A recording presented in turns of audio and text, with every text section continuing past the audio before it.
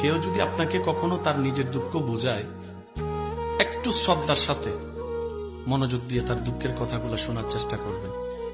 তার কারণটা হচ্ছে, আপনি যেটা শুনছেন সেটা সে পার হয়ে এসেছে সেই কষ্টের সময়টা।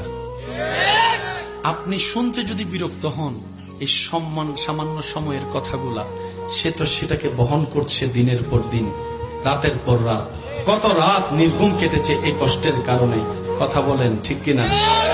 কেউ যদি আপনাকে দুঃখে কষ্টের কথা শোনাতে আসে, আপনি বলবেন, ইয়া রব, তোমার দরবারে লক্ষ কোটি শুকরিয়া যে অন্যজনের অন্তর হালকা করার জন্য তুমি আমাকে ব্যবস্থা করে দিয়েছো, আমাকে সুযোগ দান করেছো। সুবহানাল্লাহ। কারণ সে যদি আমাকে শোনায় একটুখানিও শান্তি পায়, এই অশান্তির সময়ে, অশান্তির যুগে, অশান্তি দুনিয়ায় যখন কেউ কারো শান্তি দেখতে পারে না, সে সময়ে যে একটু শান্তির ব্যবস্থা তুমি আমার মাধ্যমে করে দিচ্ছ, ইয়া রব, তোমার কাছে লক্ষ শুকরিয়া। তুমি আমাকে তৌফিক দিও তার প্রত্যেকটা শব্দ যেন আমি মরণ পর্যন্ত আমানত হিসেবে রাখতে পারি।